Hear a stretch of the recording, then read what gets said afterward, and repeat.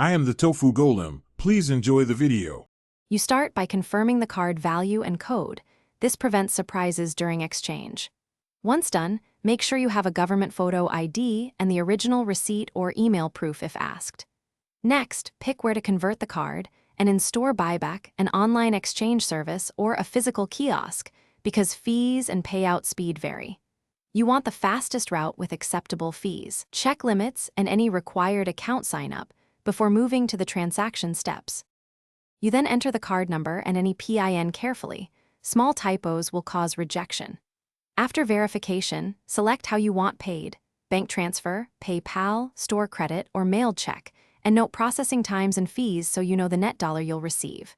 If the service requires ID or selfie verification, upload the documents promptly.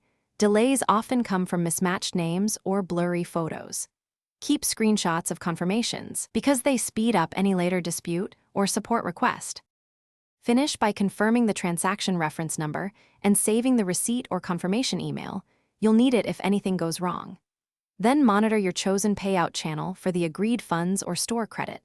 Allow the advertised processing window before taking further steps. If the exchange fails or the amount is wrong, contact the exchange service with the reference and screenshots.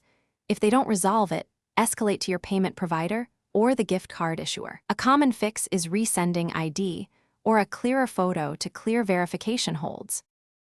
Thanks for watching. Consider subscribing if we helped you today.